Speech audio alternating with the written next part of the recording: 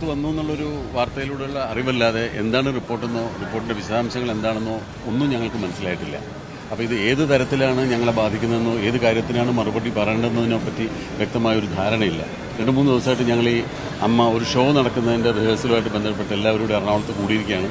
അപ്പോൾ അതിനാണിപ്പോൾ ഞങ്ങൾ പ്രാധാന്യം കൊടുക്കുന്നത്. അപ്പോൾ ഈ വിവരമൊന്ന് അറിഞ്ഞിട്ട് അതിൻ്റെ ഡീറ്റെയിൽസ് എന്താണെന്ന് അറിഞ്ഞിട്ട് ആ റിപ്പോർട്ട് വിശദമായി പഠിച്ചിട്ട് എവിടെയാണ് മറുപടി പറയേണ്ടത്, എന്താണ് പറയുന്നത്, എന്താണ് പറയേണ്ടത് എന്നൊരു തീരുമാനം എടുക്കാം. ഇപ്പോൾ ഞാൻ മാത്രമല്ല, പ്രൊഡ്യൂസർ അസോസിയേഷൻ്റെ ജനറൽ സെക്രട്ടറി ബി രാകേഷുണ്ട്, ഞങ്ങളുടെ ജോയിൻറ്റ് സെക്രട്ടറി ബാബുരാജുണ്ട്, വൈസ് പ്രസിഡന്റ് ജയനുണ്ട്, എല്ലാവരും ഉണ്ട്. അപ്പോൾ ഞങ്ങളിതെല്ലാവരും കൂടി ആലോചിച്ചിട്ട് ഇനി മറ്റ് സംഘടനകളുമായിട്ടും ഒക്കെ നമുക്ക് ആലോചിക്കേണ്ടതുണ്ട്. അതിന് റിപ്പോർട്ടിൻ്റെ ഒരു വിശദാംശങ്ങൾ അറിഞ്ഞെങ്കിൽ മാത്രമേ, റിപ്പോർട്ട് എന്താണെന്ന് പഠിച്ചെങ്കിൽ മാത്രമേ നമ്മൾ പറയാൻ പാടുള്ളൂ. കാരണം ഇത് വളരെ സെൻസിറ്റീവായ ഒരു കാര്യമാണ്. നമ്മൾ എന്തെങ്കിലും ഒരു വാക്ക് പറയുമ്പോഴോ ഒരു അക്ഷരം പറയുമ്പോഴോ വളരെ സൂക്ഷിക്കേണ്ടിയിരിക്കുന്നു. അപ്പോൾ എൻ്റെ വായിൽ നിന്നോ അല്ലെങ്കിൽ എൻ്റെ സഹപ്രവർത്തകരുടെ വായിൽ നിന്നോ ഇതിനെപ്പറ്റി അറിയാതെ എന്തെങ്കിലും പറഞ്ഞു പോയാൽ അത് ഭാവിയിൽ വലിയ ദൂഷ്യഫലങ്ങൾ ഉണ്ടാക്കും. അപ്പോൾ അതുകൊണ്ട് റിപ്പോർട്ടിനെ പറ്റി വിശദമായി പഠിച്ചതിന് ശേഷം തീർച്ചയായിട്ടും നിങ്ങളെ കാണുന്നതാണ്, നിങ്ങളോട് ഞങ്ങൾ അതിനെപ്പറ്റി ഞങ്ങളുടെ അഭിപ്രായം പറയുന്നതുമാണ്. അപ്പോൾ അതൊക്കെ എന്താണ്, എന്ത് രീതിയിലാണ് അങ്ങനെ വിവേചനം, ആർക്കാണ് ഉണ്ടായിട്ടുള്ളത്, ഇതിനെപ്പറ്റി ആരാണ് പരാതിപ്പെട്ടിട്ടുള്ളത്, ആർക്കെതിരെയാണ് പരാതി, ഇതൊക്കെ നമുക്കൊന്ന് വിശദമായി പഠിക്കേണ്ടിയിരിക്കുന്നു. അല്ലാതെ നമ്മളൊരു എന്തെങ്കിലും എവിടെന്നെങ്കിലും കേട്ടിട്ട് നമുക്ക് അതിനനുസരിച്ച് ഒരു മറുപടി പറയാൻ സാധിക്കില്ല. ആർക്കാണ് ആരോപണം, ഏത് രീതിയിലാണ് വിവേചനം ഉണ്ടായിട്ടുള്ളത്, അതൊക്കെ ഒന്ന് വിശദമായിട്ട് അറിഞ്ഞതിന് ശേഷം അതിനെപ്പറ്റി എന്തെങ്കിലും പറയാൻ സാധിക്കും. സെയിം കാര്യങ്ങൾ തന്നെയാണ് ഞങ്ങൾക്ക് പറയാനുള്ളത്. ഞങ്ങളും ഇവരുടെ കൂടെ ഇവിടെ ഷോയുമായിട്ട് ബന്ധപ്പെട്ട് ഇവിടെ ഉണ്ട്. അപ്പോൾ ഞങ്ങളും ഇത് പഠിച്ചതിന് ശേഷം മറുപടി പറയും. എന്താണ് അതിനകത്ത് പറഞ്ഞിരിക്കുന്നത് എന്ന് നമ്മൾ മനസ്സിലാക്കിയിട്ട് അതിനെല്ലാം പഠിച്ചിട്ട് അതിന് നമ്മൾ തീർച്ചയായിട്ടും പ്രതികരിക്കും. ഇത് എവിടെ സംഭവിച്ചു, ആർക്കാണ് സംഭവിച്ചത്, ആരാണ് പരാതിപ്പെട്ടത്, ഇതിനെക്കുറിച്ചൊരു വ്യക്തതയില്ല. ആർക്കും ആരെക്കുറിച്ചോ ആരോപണങ്ങൾ ഉന്നയിക്കാവുന്നൊരു കാലത്തല്ലേ നമ്മൾ ജീവിക്കുന്നത്. അപ്പം അതിന് സത്യം പറയട്ടെ, സത്യം പറഞ്ഞാൽ ഉറപ്പായിട്ടും നമ്മൾ സ്ത്രീപക്ഷത്ത് തന്നെ നിൽക്കുകയുള്ളൂ. കാരണം ഇതിനകത്ത് ഇപ്പം തന്നെ എത്രയോ സ്ത്രീകൾ നമ്മളുമായിട്ട് ഇടപെട്ട് വർക്ക് ചെയ്ത് നിങ്ങൾ കാണുന്നില്ലേ ഇവിടെ. ഇവർക്കൊക്കെ അത്ര സുരക്ഷിതത്വം ഉണ്ടെന്ന് ഉറപ്പുള്ളതുകൊണ്ടല്ലേ അവർ നമ്മളുമായിട്ട് ഇൻട്രാക്ട് ചെയ്ത് ഇവിടെ വർക്ക് ചെയ്യുന്നത്. ആ ഉറപ്പ് നമ്മൾ എന്തായാലും കാത്തു സൂക്ഷിക്കുക, യാതൊരു സംശയവും വേണ്ട. തള്ളീനല്ല, സമയം എനിക്ക് കിട്ടിയിട്ടില്ല. അപ്പോൾ എന്തായാലും ലേറ്റ് ആയിട്ടല്ലേ ഞാൻ പോയത്. സോ എനിവേ ഞാൻ ആദ്യം തൊട്ട് ഞാൻ പറഞ്ഞത് പബ്ലിഷ് ചെയ്യണം, റിപ്പോർട്ട് പുറത്തു വരണം. പക്ഷേ ഞാൻ സ്റ്റേറ്റ്മെന്റ് കമ്മിറ്റിയിൽ തന്ന കാരണം കൊണ്ട് I need to see my statement because എനിക്ക് അത് കിട്ടിയിട്ടില്ല. അത് കാരണമാണ് ഞാൻ പറഞ്ഞു ആദ്യം ഞാൻ സ്റ്റേറ്റ്മെന്റ് കണ്ടിട്ട് ഞാൻ പറഞ്ഞത് അത് റിപ്പോർട്ടിൽ ഉണ്ടോ കൗണ്ടർ ചെക്ക് ചെയ്യാനാണ് ഞാൻ പറഞ്ഞത്. പക്ഷേ ഞാൻ റിപ്പോർട്ട് ഒരിക്കലും പുറത്ത് വിടാൻ പാടില്ല ഞാൻ പറഞ്ഞിട്ടില്ല. From the beginning it self ഞാൻ അത് പറയുന്നുണ്ട്. പിന്നെ ബാക്കിയുള്ള കാര്യങ്ങൾ എൻ്റെ ലീഗൽ ടീംസ് അവർ ഡിസൈഡ് ചെയ്യും. തൽക്കാലം ഞാൻ അതിൽ പോകുന്നില്ല. ICC will not work in this industry. അത് സത്യമാണ്. ഇത് നേരത്തെ തൊട്ട് ഞാൻ ഇത് പറയുന്നതാണ്. ഞാനത് ഒരു ഇതായിട്ട് കണ്ടു. Tribunal is better then ICC ആണ് അതിൽ റെക്കമെൻഡ് ചെയ്തിരിക്കുന്നത്. So I am very very happy. So ഇനി ബാക്കി കാര്യങ്ങൾ എൻ്റെ ലീഗൽ ടീം ഡിസൈഡ് ചെയ്തിട്ട് ഞാൻ ഒരു റിലീസ് ചെയ്യാം. So I really say a big thank you. It's a victory for the women of cinema. നമസ്കാരം, പ്രൈം ഡിബേറ്റിലേക്ക് സ്വാഗതം. മലയാള സിനിമയെ നിയന്ത്രിക്കുന്നത് പവർ ഗ്രൂപ്പ്. നടന്മാരും സംവിധായകരും ഉൾപ്പെടുന്ന ഈ ഗ്രൂപ്പിനെ വെറുപ്പിച്ച് ആർക്കും സിനിമയിൽ ഒന്നും ചെയ്യാനാവില്ല. അവസരം കിട്ടാൻ കാസ്റ്റിംഗ് കൗച്ച്, രാത്രിയിൽ വാതിലിൽ മുട്ടുന്നവർ, ഒരു നിയമവും നോക്കാതെ ഇഷ്ടമില്ലാത്തവർക്ക് വിലക്ക്, അടിമുടി മനുഷ്യാവകാശ ലംഘനവും പുരുഷ മേധാവിത്വവും. മലയാള സിനിമയിൽ നടക്കുന്നത് എന്താണെന്ന് പഠിച്ച് ഹേമ കമ്മിറ്റി നൽകിയ റിപ്പോർട്ടിൽ ആരുടെയും പേരില്ലാത്ത ഭാഗങ്ങൾ പുറത്തു വരുമ്പോൾ നിരവധി കേസുകളിലേക്ക് നയിക്കാവുന്ന മൊഴികളും ഒപ്പമുണ്ട്. ഇത്രയും വലിയ വിവരങ്ങൾ ഉള്ള റിപ്പോർട്ടാണോ സംസ്ഥാന സർക്കാർ 4.5 വർഷം അട്ടത്ത് വെച്ച് മിണ്ടാതിരുന്നത്? ഇത്രയും വർഷങ്ങൾ കൂടി ഇതേ പവർ ഗ്രൂപ്പിന് അഴിഞ്ഞാടാനും ഇഷ്ടമില്ലാത്തവരെ ചവിട്ടിത്തേക്കാനും അവസരവും കൊടുത്തത് എന്തിനാണ്? ചോദ്യങ്ങൾ നിരവധി ബാക്കിയാവുകയാണ്. ഹേമ കമ്മിറ്റി റിപ്പോർട്ടിലെ ശുപാർശകൾ ഇനിയെങ്കിലും നടപ്പാക്കാൻ സർക്കാരിന് ആർജവമുണ്ടാവുമോ? താരരാജാക്കന്മാരെ പിണക്കാൻ സർക്കാരിന് കഴിയുമോ? പ്രൈം ഡിബേറ്റ് ചർച്ച ചെയ്യുന്നു. വില്ലന്മാരാകുന്നു മലയാള സിനിമാ നായകന്മാർ.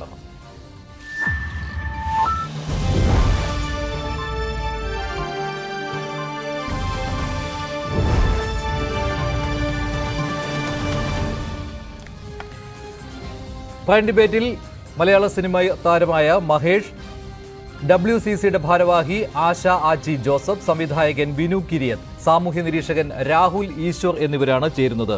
ആദ്യം ശ്രീമതി ആശ ആച്ചി ജോസഫ്, ഇത് WCCയുടെ ഒരു വിജയമായിട്ട് താങ്കൾ കാണുകയാണോ ചെയ്യുന്നത്? ഇത്രയും ഞെട്ടിക്കുന്ന വിവരങ്ങൾ ഈ റിപ്പോർട്ടിൽ ഉണ്ടാകുമെന്ന പ്രതീക്ഷയുണ്ടായിരുന്നോ? എന്തായാലും ആരുടെയും പേരുകൾ വെളിപ്പെടുത്തിയിട്ടില്ല. അതിന് കാരണവും കൃത്യമായുണ്ട്. അത് വിവരാവകാശ കമ്മീഷണറും കോടതിയും ഇക്കാര്യം എടുത്തു പറഞ്ഞതുമായിരുന്നു. പക്ഷേ ഇത്രയും മതി എന്ന് തന്നെ കരുതാനാവില്ലേ സർക്കാരിന് കൃത്യമായിട്ട് ഒരു നടപടിയെടുക്കാൻ, ഈ ശുപാർശകൾ അംഗീകരിച്ച് നടപ്പിൽ വരുത്താൻ?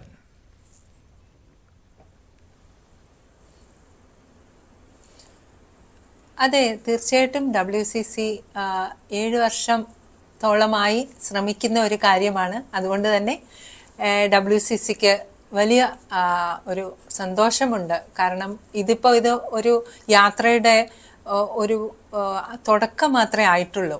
നമ്മൾ വളരെ ആരോഗ്യകരമായ ഒരു തൊഴിൽ മേഖല സൃഷ്ടിക്കുന്നതിൻ്റെ ഭാഗമായിട്ടാണ് ഈ റിപ്പോർട്ടിനെ കാണുന്നത്.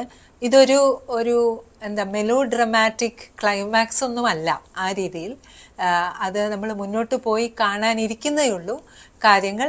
അത് നമ്മൾ പാസ്റ്റ്, പ്രസന്റ്, ഫ്യൂച്ചർ എന്നുള്ള രീതിയിൽ ഗവൺമെൻറ്റും മറ്റ് സ്റ്റേക്ക് ഹോൾഡേഴ്സും സ്ത്രീകൾ, സിനിമയിലെ സ്ത്രീകളും പുരുഷന്മാരും മറ്റുള്ളവരും ഒക്കെ ചേർന്ന് മനസ്സിലാക്കേണ്ട ഒരു സാഹചര്യം വളരെ ഗൗരവമായിട്ടുള്ള ഒരു സ്റ്റഡിക്ക് വിധേയമായിട്ട് പുറത്തു വന്നിരിക്കുന്നു എന്നുള്ളതേ ഉള്ളൂ.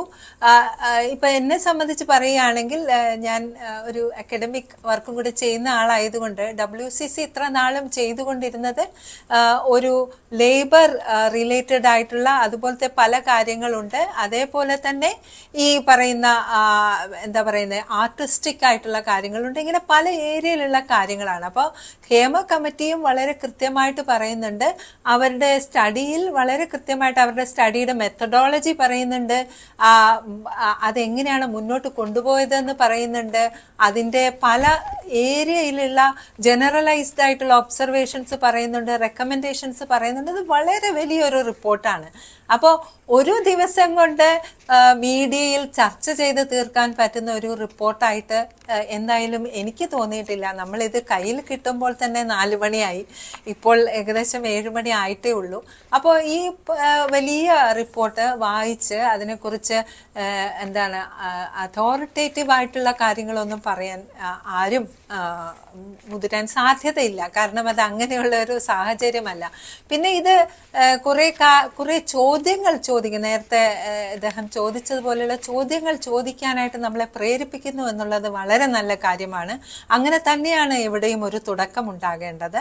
അത് ഒരു തരത്തിലും ആരെയും മാറ്റിവെച്ചിട്ടോ മുന്നിൽ കയറി നിന്നിട്ടോ അല്ല ഇത് ചെയ്യേണ്ടത്. ഇത് യഥാർത്ഥത്തിൽ നമ്മുടെ പല ഇൻഡസ്ട്രീസിൻ്റെയും ഉള്ളിൽ സംഭവിക്കുന്ന കാര്യങ്ങളെക്കുറിച്ച് പല സ്റ്റഡികളും ഉണ്ടായിട്ടുണ്ട്. ഇതും അങ്ങനത്തെ ഒരു സ്റ്റഡിയാണ്. ഇത് പക്ഷെ വളരെ ഇമ്പോർട്ടൻ്റ് ആയിട്ടുള്ള സ്റ്റഡി ആകുന്നത് യഥാർത്ഥത്തിൽ സിനിമ സമൂഹത്തെ റിഫ്ലക്റ്റ് ചെയ്യുന്നു എന്നുള്ളത് കൊണ്ടും കൂടിയാണ്. കേരള സമൂഹത്തെ റിഫ്ലക്റ്റ് ചെയ്യാൻ പറ്റുന്ന ഒരു സിനിമ, മലയാള സിനിമയെക്കുറിച്ച് വളരെ ഗൗരവവും വളരെ രസകരവും വളരെ ഇമ്പോർട്ടൻറ്റുമായിട്ടുള്ള കുറേ അധികം നിരീക്ഷണങ്ങൾ ഈയിടെയായിട്ട് പുറത്തു വരുന്നുണ്ട്. നല്ല കണ്ടന്റ് ഉള്ള സിനിമ എന്നുള്ള രീതിയിൽ. അപ്പോൾ നമ്മൾ ആ ഇൻഡസ്ട്രിയെക്കുറിച്ച് പഠിക്കുക എന്ന് പറഞ്ഞു കഴിഞ്ഞാൽ വളരെ ഗൗരവപരമായുള്ള ഒരു പഠനമാണ്. ഒരിക്കലും അത് എന്തെങ്കിലും പറഞ്ഞ് എവിടെയെങ്കിലും ഒക്കെ ആയിത്തീരേണ്ട ഒരു പഠനമേ അല്ല. അതുകൊണ്ട് തന്നെ ഹേമ കമ്മിറ്റി റിപ്പോർട്ടിനെ അങ്ങനെ തന്നെ വളരെ ഇമ്പോർട്ടൻ്റ് ആയിട്ടും സീരിയസ് ആയിട്ടും കാണുകയും അതിന് കുറച്ചുകൂടി മുന്നോട്ട് പഠിക്കുകയും വേണം എന്നുള്ളതാണ് ഏറ്റവും ആദ്യത്തെ കാര്യം. അത് ഇന്നുകൊണ്ട് ഈ ചർച്ച അവസാനിക്കാനുള്ളതല്ല. മാധ്യമങ്ങളോട് പ്രത്യേകിച്ചും News 18 ഇപ്പോൾ നമ്മൾ ഇരിക്കുമ്പോൾ നിങ്ങളെപ്പോലെയുള്ളവർ ഒരിക്കലും ആ രീതിയിൽ ഒരു ദിവസം കൊണ്ട് ഇതിനെ അവസാനിപ്പിച്ച് വിടരുത് എന്നുള്ളതാണ് ഒരു അപേക്ഷ. ശരിയാണ്. നല്ല നിർദ്ദേശമാണ് താങ്കൾ മുന്നോട്ട് വയ്ക്കുന്നത്. ഇത് ഒറ്റ ദിവസം കൊണ്ട് അവസാനിപ്പിക്കാവുന്നതല്ല. കാരണം അത്രമാത്രം മൊഴികൾ ഹേമ കമ്മിറ്റിക്ക് മുൻപാകെ കിട്ടിയിട്ടുമുണ്ട്. അതിനുള്ള തെളിവുകളും കിട്ടിയിട്ടുണ്ട്, പേരുകളും കിട്ടിയിട്ടുണ്ട്. പക്ഷേ ഈ പേരുകൾ പുറത്തുവിടാൻ പറ്റിയ ഒരു സാഹചര്യം അല്ലാത്തതിനാൽ ഹേമ കമ്മിറ്റി റിപ്പോർട്ടിൻ്റെ ഭാഗമായിട്ട് കൂടി ആ പേരുകൾ പുറത്തു വരുന്നില്ല എന്നതേ ഉള്ളൂ. പക്ഷേ ഈ റിപ്പോർട്ട് വായിക്കുന്ന ആളുകൾക്ക് പൊള്ളുന്നുണ്ടാവും, ഇത് ഞങ്ങളുടെ പേരുകൾ തന്നെയല്ലേ എന്ന്. കാരണം ഓരോ അനുഭവ കഥകൾ തന്നെയാണ്, മലയാള സിനിമാ മേഖലയിൽ സംഭവിച്ചിരിക്കുന്ന കാര്യങ്ങൾ തന്നെയാണ്. ആ അനുഭവിച്ച ആളുകൾ ഈ കമ്മിറ്റിയുടെ മുൻപാകെ വന്ന് തുറന്നു പറഞ്ഞിരിക്കുന്നത്. അത്രത്തോളം കാര്യങ്ങൾ ഓരോരുത്തരും പറഞ്ഞു എന്ന രീതിയിൽ തന്നെ കമ്മിറ്റി രേഖപ്പെടുത്തുകയും അതിൻ്റെ പരിഹാര നിർദ്ദേശങ്ങൾ മുന്നോട്ട് വയ്ക്കുകയും ചെയ്തിട്ടുമുണ്ട്. ശ്രീ മഹേഷ്, ഇത് എക്സാജറേറ്റഡ് ആയിട്ടുള്ള ഒരു റിപ്പോർട്ടാണെന്ന് പറയുവാൻ കഴിയുമോ? കാരണം ഇത് ഓരോ അനുഭവവും വിവരിച്ചിരിക്കുകയാണ്. കാസ്റ്റിംഗ് കൗച്ച് മുതൽ ഈ തൊഴിലിടത്തിലെ മറ്റു തരത്തിലുള്ള പീഡനം, ഒരു മൂത്രമൊഴിക്കാൻ പോലും സൗകര്യം കിട്ടാത്ത കാര്യങ്ങൾ ഉൾപ്പെടെ ഓരോരോ മൈന്യൂട്ട് കാര്യങ്ങൾ പോലും അതിൻ്റെ ഗൗരവം ഒട്ടും ചോരാതെ തന്നെ ഓരോരുത്തരും കമ്മിറ്റിക്ക് മുന്നിൽ അവതരിപ്പിച്ചിരിക്കുകയാണ്. അതിനെ നേരത്തെ ഈ കമ്മിറ്റി റിപ്പോർട്ട് വരുന്നതിന് മുൻപ് ഞങ്ങളെ കേട്ടിട്ടില്ല എന്ന കാര്യം പറഞ്ഞുകൊണ്ട്, അതായത് ആരോപണ വിധേയരെ കേട്ടിട്ടില്ല എന്ന് പറഞ്ഞുകൊണ്ട് കോടതിയിലേക്ക് ഓടിയ ആളുകൾ ഉണ്ടായിരുന്നു. അവർ പറഞ്ഞതല്ല യഥാർത്ഥ ചിത്രം എന്ന് വ്യക്തമാക്കുന്ന രീതിയിലല്ലേ ഈ റിപ്പോർട്ടിലെ കണ്ടന്റ് പുറത്തു വന്നിരിക്കുന്നത്?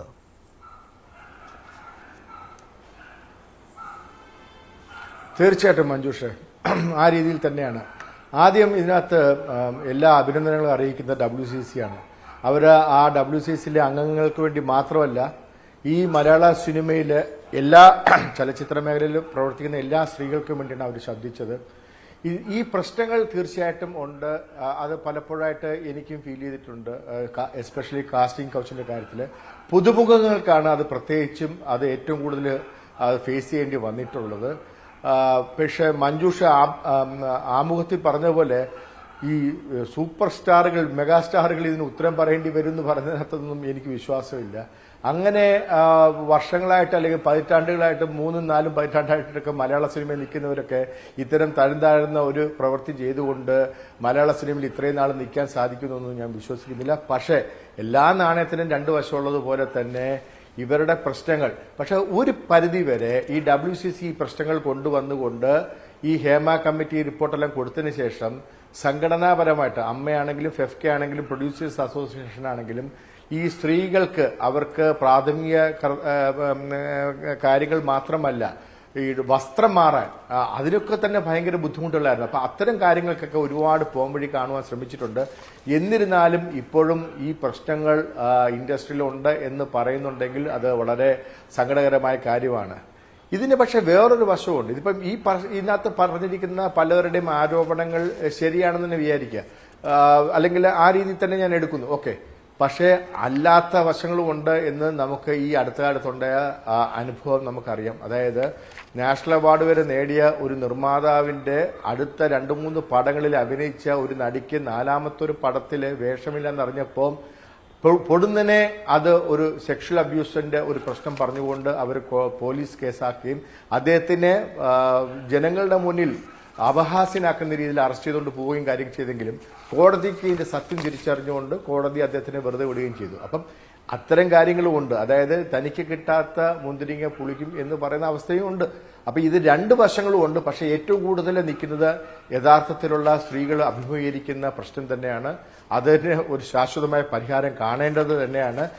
ഈ 5 വർഷക്കാലം നമ്മുടെ പൊതുജനത്തിന്റെ നികുതി പണത്തിൽ നിന്നും ഖജനാവിൽ നിന്നും ചെലവാക്കിയിട്ട് ഇത്രയും നാളും ഇത് വലിച്ചു താമസിപ്പിച്ചതിന് തെറ്റായ കാര്യമാണ്. ഇതിനകത്ത് ആരൊക്കെതിരെ എന്തു പറഞ്ഞു എന്നുള്ളതിനേക്കാൾ ഏറെ ഞാൻ നോക്കിക്കാണാൻ ആഗ്രഹിക്കുന്നത് അതിനകത്ത് പറഞ്ഞിരിക്കുന്ന നിർദ്ദേശങ്ങൾ.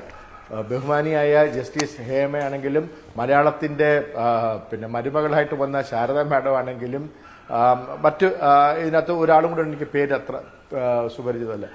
എന്തായാലും അവരെല്ലാം പറഞ്ഞിരിക്കുന്ന പോലെ നിർദ്ദേശങ്ങൾ, ഇത് ഈ റിപ്പോർട്ട് സർക്കാരിന് കിട്ടിയിട്ട് തന്നെ എനിക്ക് തോന്നുന്നു 2-2.5 വർഷത്തോളമായിട്ടും ആ നിർദ്ദേശങ്ങൾ സർക്കാരിന് പാലിച്ചു തുടങ്ങാമായിരുന്നു. ശരിയാണ്, അത് ഇതുവരെ പാലിച്ചിട്ടില്ല. അതിലേക്ക് നമുക്ക് വരാം. 4 വർഷത്തിലേറെയായി. 2019 ഡിസംബർ 31-നാണ് ഈ റിപ്പോർട്ട് സർക്കാരിന് കിട്ടിയത്.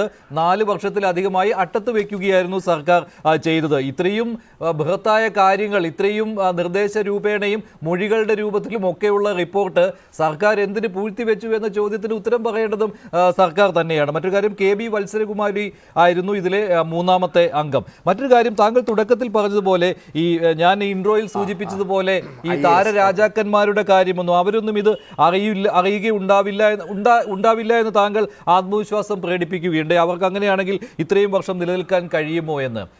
ശരി, ആരുടെയും പേരുകൾ പറഞ്ഞിട്ടില്ല എന്ന് വാസ്തവം തന്നെയാണ്. അതുകൊണ്ട് ആരെയും സംശയനിഴലിൽ നിർത്തേണ്ട.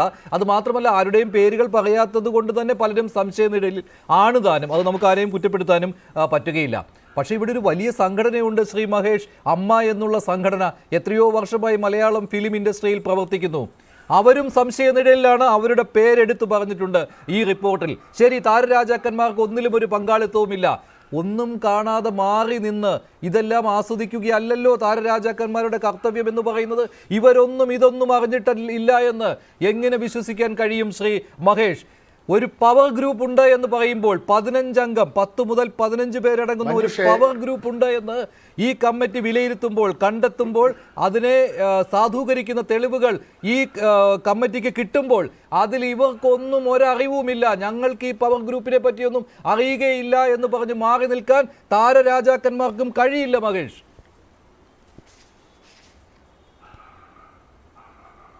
അത് മഞ്ജുഷിന്റെ വ്യാഖ്യാനമാണ്. ഞാൻ അതിനെ അതേ രീതിയിൽ തന്നെ തള്ളിക്കളയാണ്. കാരണം അമ്മ സംഘടന ഇന്നോ ഇന്നലെ തുടങ്ങിയതല്ല. അമ്മ സംഘടന തുടങ്ങിയിട്ട് 27-28 വർഷമായി.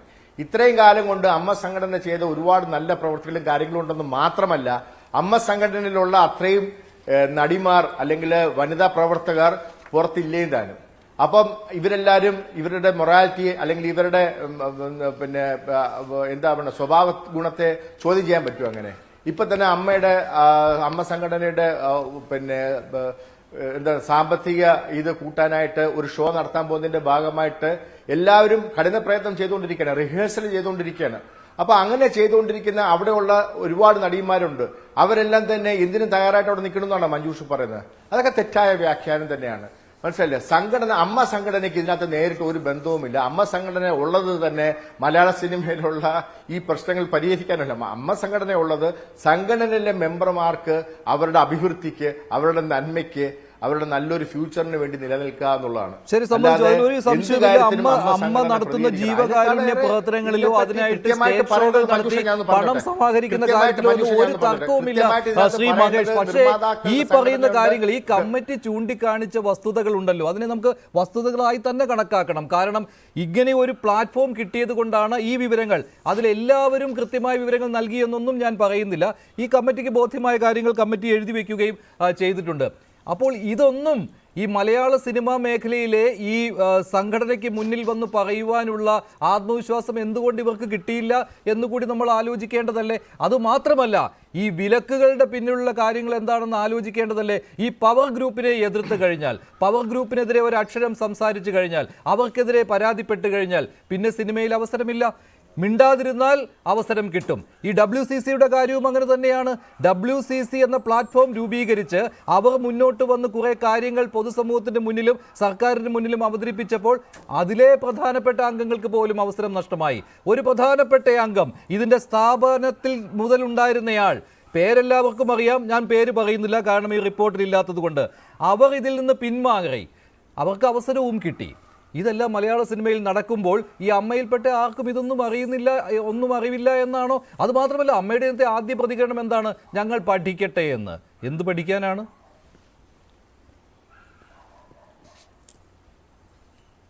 പിന്നെ 200 ചില്ലാനും പേജുള്ള കാര്യം അതുപോലെ തന്നെ മെമ്മറി കയറ്റാനായിട്ട് ഇവരുടെ എല്ലാവരുടെയും തല കമ്പ്യൂട്ടറാണ്. പഠിച്ചിട്ടേ പറയാൻ സാധിക്കുള്ളൂ. പക്ഷേ അല്ല, നിങ്ങൾക്ക് വായിക്കാനുള്ള സമയം കിട്ടിക്കാണും. അവരവിടെ ഷോ കണ്ടക്ട് ചെയ്യാനായിട്ടുള്ള റിഹേഴ്സലും മറ്റു കാര്യങ്ങളിലുമാണ്.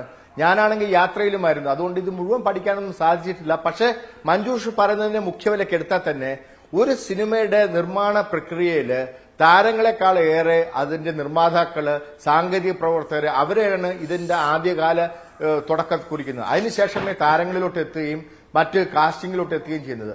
കാസ്റ്റിംഗ് നടക്കുമ്പോഴാണല്ലോ ഈ അനീതിക്ക് നടക്കുന്നതായിട്ട് പറയുന്നത്. ഞാൻ മുമ്പ് പറഞ്ഞ കാര്യം മറക്കണ്ട. 3-4 പടത്തിൽ വേഷം കൊടുത്ത് 5ാമത്തെ പടത്തിൽ വേഷം കൊടുക്കാതെ വന്നപ്പോൾ പിന്നെ പ്രതികരിച്ച രീതിയും നമുക്കിടെ മുന്നിലുണ്ട്. അപ്പൊ ഇതിന് ഈ നാണയത്തിന് 2 വശങ്ങളുണ്ട്. അത് നമുക്ക് വിസ്മരിച്ച് കളയാൻ പറ്റില്ല. പിന്നെ ഒരു കാര്യം ഞാൻ ചോദിച്ചോട്ടെ, WCCയിലെ തന്നെ ഒരു മെമ്പർ അല്ലേ ഇപ്പം ഇതിന് തടഞ്ഞുകൊണ്ട് കോടതിയിൽ പോയത്? എന്തേ കാര്യം? WCC പ്രതികരിച്ചില്ല, അല്ലെങ്കിൽ ഇവരുടെ ചോദ്യങ്ങൾക്ക് ഉത്തരം കിട്ടിയില്ല. WCC ഗവൺമെന്റിനോട് മാത്രമേ പറഞ്ഞുള്ളൂ, കോടതിയിൽ ഇതിന്റെ കോപ്പി ചോദിച്ചില്ല എന്ന് പറഞ്ഞിട്ടാണ് രഞ്ജിനി മാഡം കോടതി പോയത്. എന്ത് കാര്യത്തിന്? ഇതെന്തായാലും ഇത്രയും വർഷം ഇത്രയും കാശ് മുടക്കി ഈ സാധനം, ഈ നികുതി പണം മുടക്കി ഇത്രയും സംഭവം ഉണ്ടാക്കി, ഈ 4.5 വർഷം മഞ്ജുഷ തന്നെ പറഞ്ഞല്ലോ ഇവരുടെ ഉള്ളിൽ തന്നെ വെച്ചിരിക്കുകയായിരുന്നെന്ന്. ഇത് പുറത്തു വരേണ്ടതല്ലേ? എന്നായാലും പുറത്തു വരേണ്ടതല്ലേ? അത് എത്രയും പെട്ടെന്ന് വന്നാൽ താൻ കൊടുത്ത മൊഴി എന്താണ്, അതെങ്ങനെ രേഖപ്പെടുത്തി എന്നുള്ളത് ഇതിനകത്ത് മൊഴി കൊടുത്തവർക്ക് തന്നെ അറിയാലോ. എന്തിന് ഇപ്പൊ ഭയപ്പെടുന്നു? ന്യായമായ ചോദ്യമാണ്. ശരിയാണ്. എന്തിനാണ് രഞ്ജിനി കോടതിയിൽ പോയത് എന്ന് ഇപ്പോഴും അവർക്ക് കൃത്യമായിട്ട് വിശദീകരിക്കാൻ കഴിഞ്ഞിട്ടില്ല. അവർ കൊടുത്ത മൊഴി അത് അതിനകത്ത് വ്യത്യസ്തമായിട്ട് റിപ്പോർട്ടിൽ വ്യത്യസ്തമായിട്ടാണോ രേഖപ്പെടുത്തിയത് എന്ന സംശയം ഇപ്പോൾ രഞ്ജിനിക്ക് ഉണ്ടാകാൻ കാരണം എന്തെന്നും അതിനെക്കുറിച്ച് കൃത്യമായിട്ട് ബോധ്യം നമുക്ക് ആർക്കും കിട്ടിയിട്ടുമില്ല. ശ്രീ വിനു കിരിയത്ത്, താങ്കൾ എങ്ങനെയാണ് ഹേമ കമ്മിറ്റി റിപ്പോർട്ടിനെ കാണുന്നത്? മഞ്ജുഷ ഒരു മിനിറ്റ് മഞ്ജുഷ, അതിനകത്തൊരു കാര്യമുണ്ട് മഞ്ജുഷ.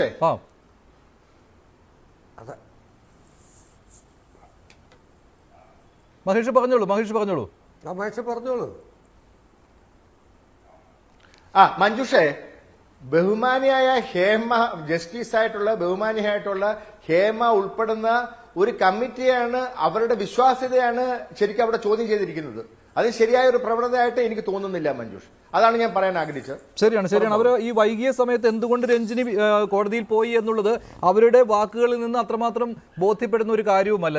ശരിയാണ്, ഞാൻ താങ്കളുടെ വാദത്തെ അനുകൂലിക്കുകയാണ് ഇക്കാര്യത്തിൽ. ശ്രീ വിനു കിരിയത്ത്, താങ്കൾ എങ്ങനെയാണ് ഹേമ കമ്മിറ്റി റിപ്പോർട്ടിനെ കാണുന്നത്? ഹേമ കമ്മിറ്റി റിപ്പോർട്ട് കുറേയൊക്കെ ഞാൻ ഇന്ന് വായിച്ചു. അതിൽ പറഞ്ഞിരിക്കുന്നതെല്ലാം നമ്മളെല്ലാം വർഷങ്ങളായിട്ട് കേൾക്കുന്ന കാര്യം തന്നെയാണ്. അതിനകത്ത് എനിക്ക് കള്ളറുണ്ടെന്നും തോന്നുന്നില്ല.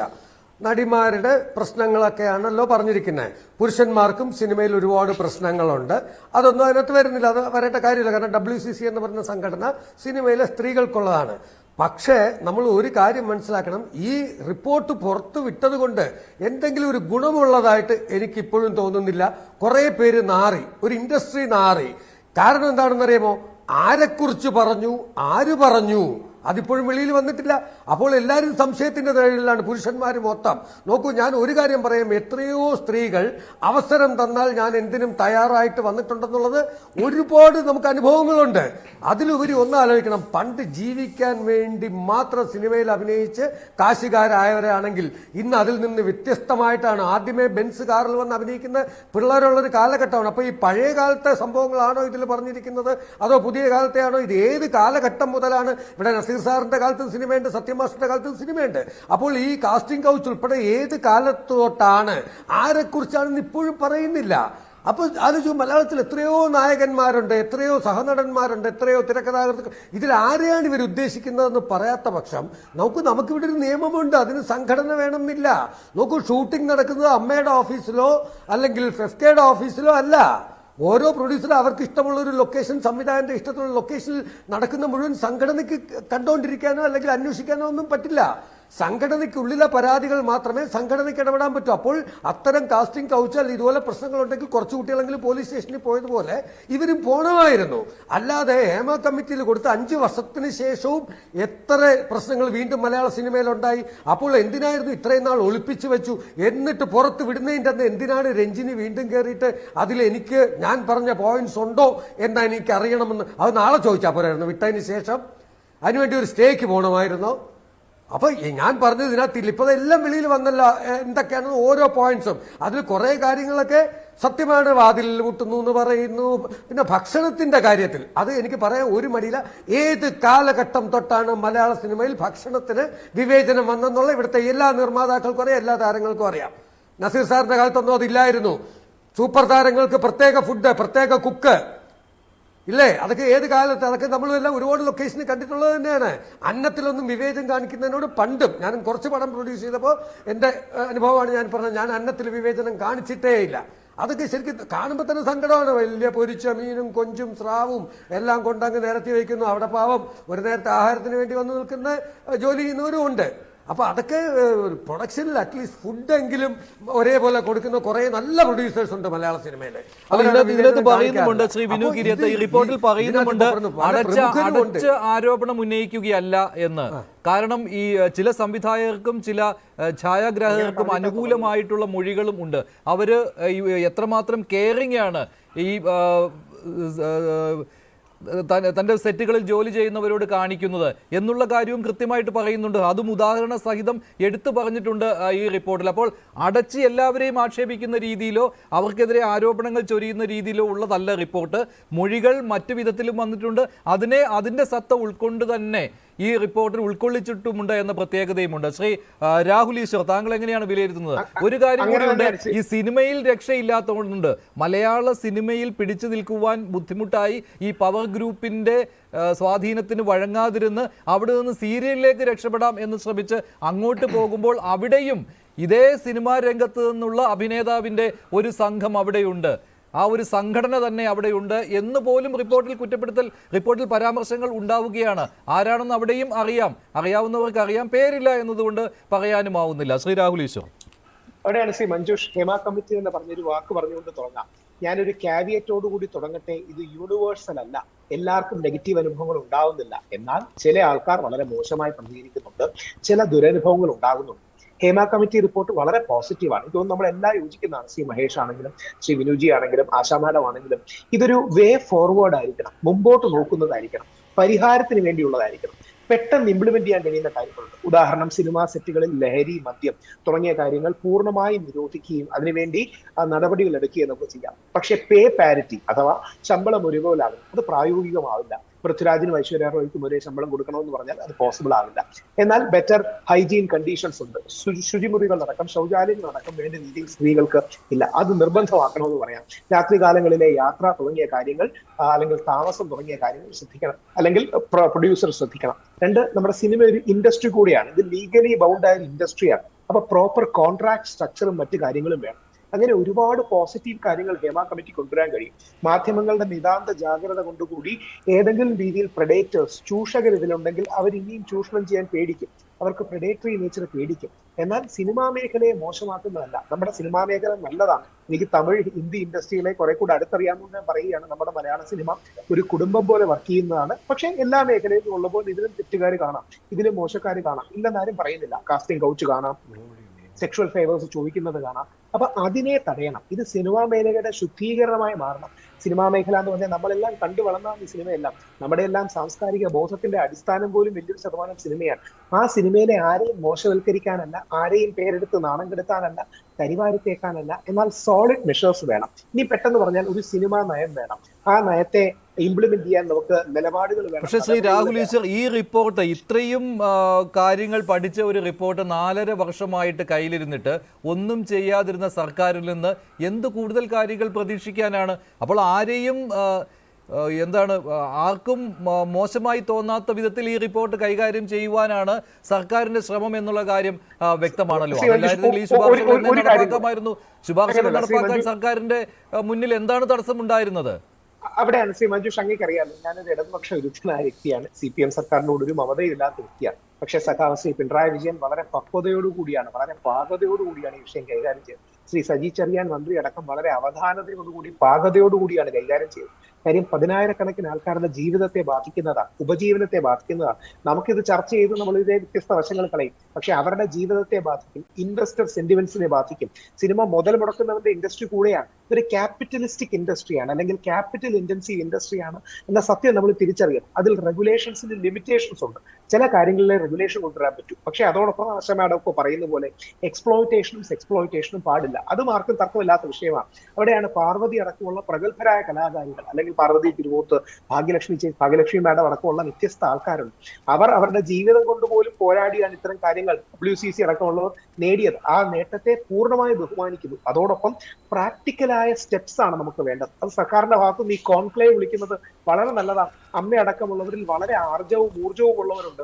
ഇതിനു മുൻപ് ഒരു സമിതിയെ വെച്ച് അതിൽ തെളിവെടുപ്പും കാര്യങ്ങളും ഒക്കെയുമായിട്ട് മുന്നോട്ട് പോയതല്ലേ ശ്രീ രാഹുൽ ഈശ്വർ സർക്കാർ? പക്ഷേ ഇടയ്ക്ക് വെച്ച് അതൊക്കെ തടസ്സപ്പെടുകയാണ് ചെയ്തത്.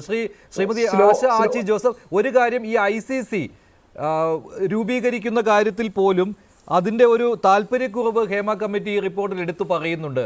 കാരണം അത് നടപ്പിൽ വരുത്തുക ബുദ്ധിമുട്ടാണ് എന്നുള്ള കാര്യത്തിൽ എതിർക്കപ്പെടുന്ന ഒരു കാര്യമായിട്ട് മാറുകയാണ്. അമ്മ വലിയ വായിൽ പറയുന്നുണ്ട് കാര്യങ്ങൾ, ഞങ്ങളത് നടപ്പാക്കിയിട്ടുണ്ട് എന്നൊക്കെ, പക്ഷേ ഒന്നും അതിൻ്റെ പ്രവൃത്തി പദത്തിലേക്ക് വരുന്നില്ല എന്ന് കമ്മിറ്റി തന്നെ ചൂണ്ടിക്കാണിക്കുകയാണ്. അതുപോലെ തന്നെ ഈ താരസംഘടനയെ വിമർശന വിധേയമായി തന്നെ ഈ റിപ്പോർട്ടിൽ കാണുന്നുണ്ട്. താങ്കൾ അതിനെ അനുകൂലിക്കുന്നുണ്ടോ?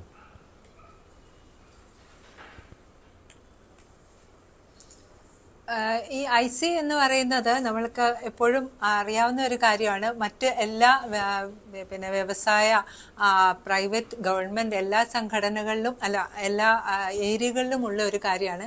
പക്ഷേ ഇതിൽ നമ്മൾ ഏറ്റവും കൂടുതൽ ഹേമ കമ്മിറ്റിയിൽ ഇപ്പോൾ ഏറ്റവും പ്രത്യേകമായിട്ട് ഒരേ ഒരു കമന്റ് പറയാൻ മാത്രമേ ഞാൻ ആഗ്രഹിക്കുന്നുള്ളൂ ഈ ഏരിയയിൽ.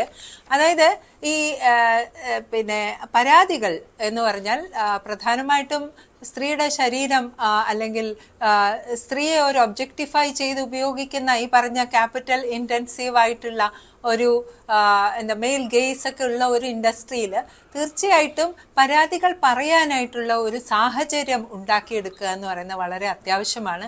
ഹേമ കമ്മിറ്റി അത് പറയാൻ കാര്യം IC അവിടെ ഇല്ല എന്നുള്ളത്. ഹേമ കമ്മിറ്റി വരുമ്പോൾ ICകൾ നിലവിലില്ല. ഹേമ കമ്മിറ്റി വന്നതിന് ശേഷമാണ് ഇപ്പോൾ ഇവിടെ ഒരു മോണിറ്ററിംഗ് കമ്മിറ്റി വരെയുണ്ട്. Producers association, film chamber of commerce, AMMA, FEFCA ഇവരെല്ലാം ചേർന്ന് WCCയും ചേർന്നിട്ട് ഒരു മോണിറ്ററിംഗ് കമ്മിറ്റി ഉണ്ട്. അതിൽ യഥാർത്ഥത്തിൽ കുറച്ച് സിനിമകളിൽ IC ഉണ്ട്, കുറച്ച് സിനിമകളിൽ IC വരുന്നില്ല, സാധിക്കുന്നില്ല. ഇതിപ്പോ രഞ്ജിനിയൊക്കെ പറഞ്ഞിരിക്കുന്നത് ഇന്നലെയൊക്കെ രഞ്ജിനി സംസാരിച്ചതിലുണ്ടായിരുന്നു. അപ്പോൾ ഇതിൽ നമ്മൾ മനസ്സിലാക്കേണ്ടത്, യഥാർത്ഥത്തിൽ മന്ത്രിയൊക്കെ മനസ്സിലാക്കേണ്ട ഒരു കാര്യം എന്ന് വെച്ച് കഴിഞ്ഞാൽ പരാതി പറയാനും കൃത്യമായിട്ട് പരാതി ഡോക്യുമെന്റ് ചെയ്യാനും ഉള്ള ഒരു സ്പേസ്, ഒരു സാഹചര്യം ഉണ്ടാകാതെ ആരും എവിടെയും വന്ന് പരാതി പറയില്ല. പരാതി പറയുക എന്ന് പറഞ്ഞു കഴിഞ്ഞാൽ WCCയെ കുറിച്ചുള്ള ഏറ്റവും പ്രധാനപ്പെട്ട കാര്യം ഞങ്ങൾക്ക് എല്ലാവർക്കും അറിയാവുന്നത്, പരാതി പറയുന്ന ഒരാൾക്ക് പോലും പിന്നെ ജോലിയില്ല എന്നുള്ളതാണ്. എന്ന് വെച്ചാൽ വളരെ ഗൗരവപ്പെട്ട കാര്യങ്ങൾ പറഞ്ഞാൽ പോലും അടുത്ത ദിവസം ജോലി ഇല്ലാത്ത ഒരു അവസ്ഥയിലാണ്. അത് ഹേമ കമ്മിറ്റി റിപ്പോർട്ടിൽ തന്നെ പറയുന്നുണ്ട്. അപ്പോൾ ഇന്ന് തൽക്കാലം ഞാൻ പറയാൻ ഉദ്ദേശിക്കുന്ന ഈ ഒരു കാര്യമുള്ളൂ, പരാതി പറയാനുള്ള സ്പേസ് ഉണ്ടാക്കാൻ പറ്റുമോ? എല്ലാ സംഘടനകൾക്കും പരാതി അവധാനതയോടെ കേൾക്കാനുള്ള ചെവി ഉണ്ടാകുമോ? അതുപോലെ ഇപ്പോൾ ഗവൺമെന്റിനാണെങ്കിലും ഇൻഡസ്ട്രിക്കാണെങ്കിലും അതിനെ പരിഹരിക്കാൻ വേണ്ടിയിട്ടുള്ള കൃത്യമായ സംവിധാനങ്ങൾ ഉണ്ടാക്കാനുള്ള വളരെ അലർട്ടായിട്ടുള്ള മെക്കാനിസം ഉണ്ടാക്കാൻ പറ്റുമോ? അത് ഹേമ കമ്മിറ്റി പറയുമ്പോഴല്ല നമ്മൾ അറിയേണ്ടത്, അതിനു മുമ്പേ വളരെ കൃത്യമായിട്ട് അറിയാം. ഇപ്പൊ ഇവിടെ പറഞ്ഞ എല്ലാവരും പറഞ്ഞല്ലോ, ഇതൊന്നും അറിയാൻ മേലാത്ത കാര്യങ്ങളൊന്നും ജസ്റ്റിസ് ഹേമ എഴുതിയിട്ടേ ഇല്ല. എല്ലാവർക്കും അറിയാവുന്ന കാര്യങ്ങളാണ് എഴുതുന്നത്. പരാതി കേൾക്കുവാനുള്ള ഒരു സംവിധാനം ഉണ്ടാക്കേണ്ടവർ തന്നെ ഒരു മാഫിയ ഗ്രൂപ്പായിട്ട് പ്രവർത്തിക്കുന്നു എന്നാണല്ലോ ഈ പരാതി നൽകിയവർ പറയുന്നത്.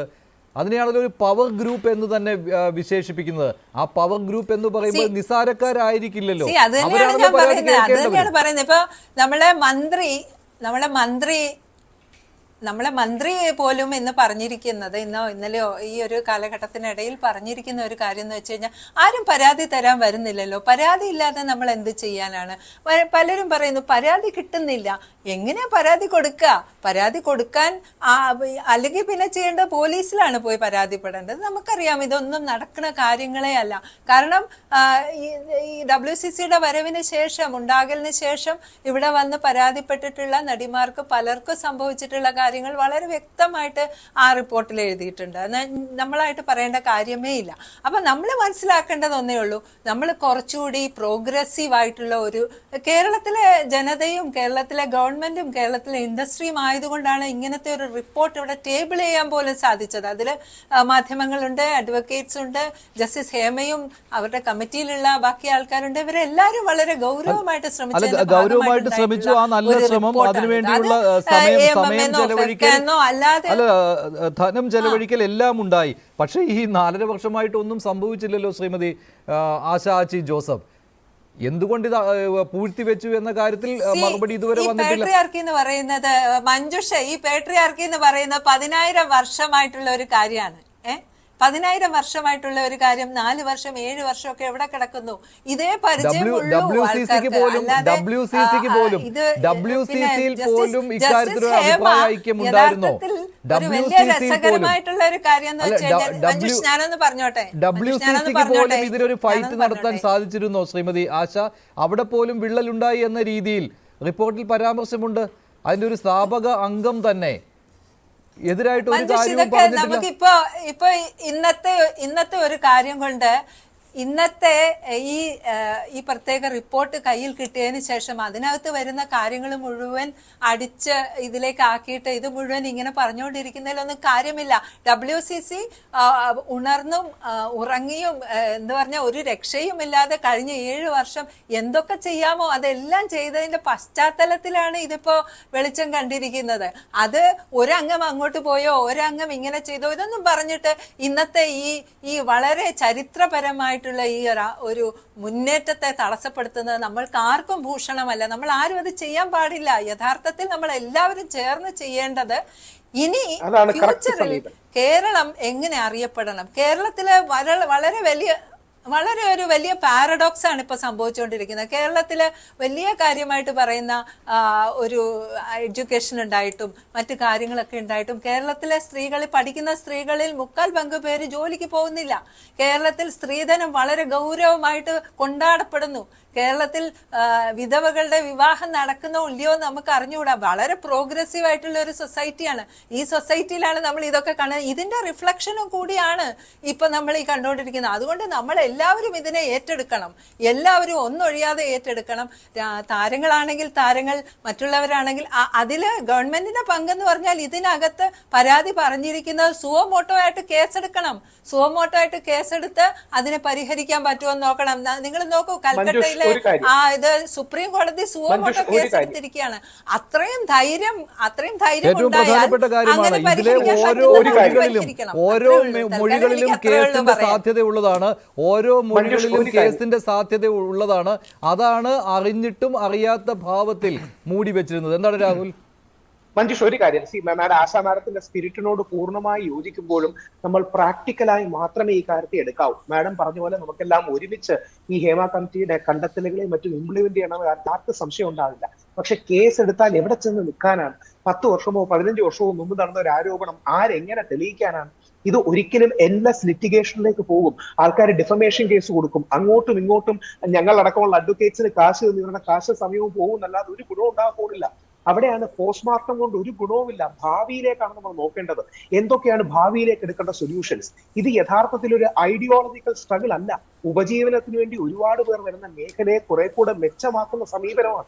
കേസ് എടുത്തു തുടങ്ങി എവിടെ നമ്മൾ നിൽക്കും? അവിടെയാണ് യൂത്ത് കോൺഗ്രസ് അടക്കമുള്ളവർ പറയുന്നത് അപ്രായോഗികമാണ്. അവിടെയല്ല നമുക്ക് വേണ്ടത്. പ്രശ്നങ്ങളുണ്ട്, എക്സ്പ്ലോയിറ്റേഷൻ ഉണ്ട്, ക്യാപിറ്റലിസ്റ്റിക് മേഖലയാണ്. അതുകൊണ്ട് സർക്കാരിന്റെ ഇന്റർവെൻഷൻ വേണം, നയം വേണം.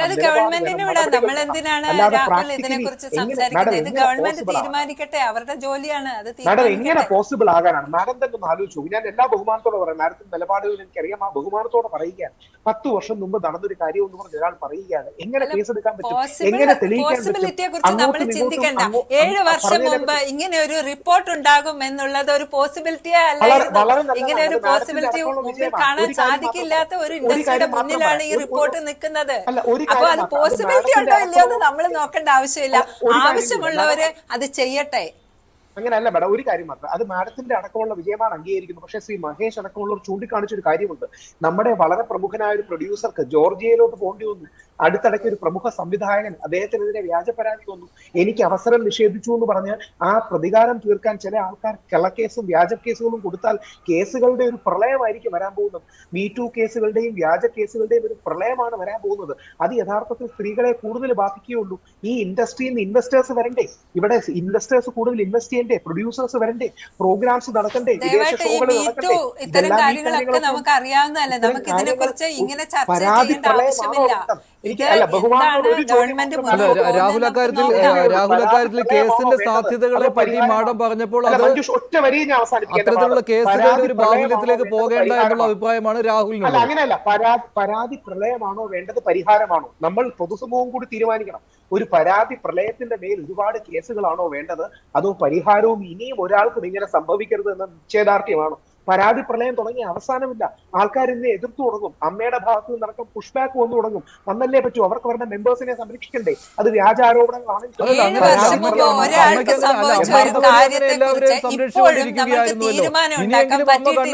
നമ്മളുടെ ലീഗൽ സിസ്റ്റം വളരെ ദയനീയമായിട്ടാണ് ഇരിക്കുന്നത്. പിന്നീട് എന്താണ് ചെയ്യേണ്ടത്? 7 വർഷം മുമ്പ് നമ്മൾ തുടങ്ങിയ ഒരു കേസ് ഇതുവരെ തീർന്നിട്ടില്ല. അത് നടക്കാൻ നമുക്ക് പറ്റിയിട്ടില്ല. പിന്നെ നമ്മൾ ഇതിനെ കുറിച്ച് ചർച്ച ചെയ്യണ്ട. നമ്മൾ പ്രാക്ടിക്കലി ചിന്തിക്കണം. അതുകൊണ്ട് പരാതികളല്ല, പരിഹാരങ്ങളാണ് വേണ്ടതെന്ന് അഭ്യർത്ഥനമാണ്. ശരി, ശ്രീ മഹേഷ്, താങ്കളുടെ നിലപാട് ഇക്കാര്യത്തിൽ എങ്ങനെയാണ്?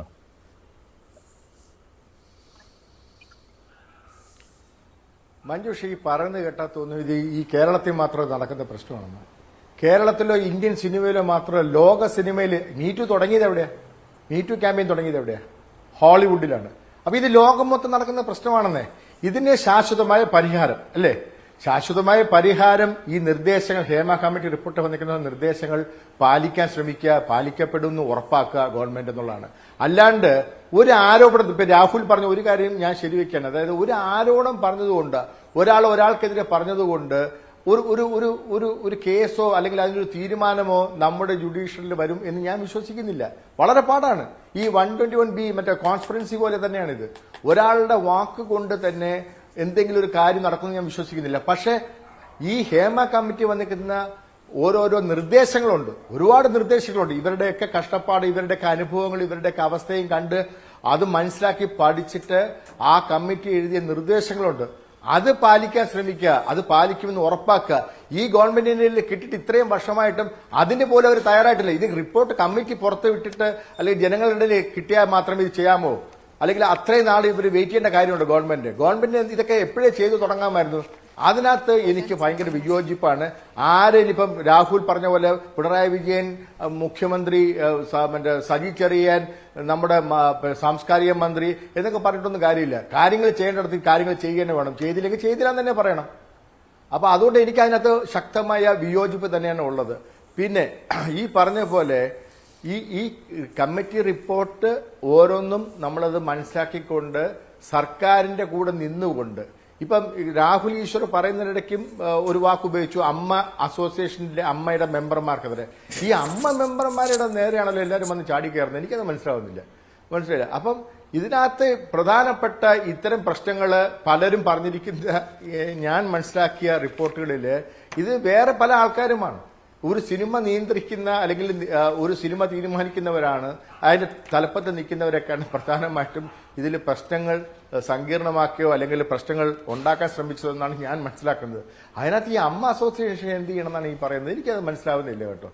നിങ്ങളെല്ലാവരും കൂടെ ഈ നനഞ്ഞിടം കുഴിക്കാന്ന് പറഞ്ഞ പോലെ അമ്മ അസോസിയേഷന്റെ അമ്മ മെമ്പർമാരുടെ നേരെ വന്നിട്ടൊന്നും ഒരു കാര്യമില്ല.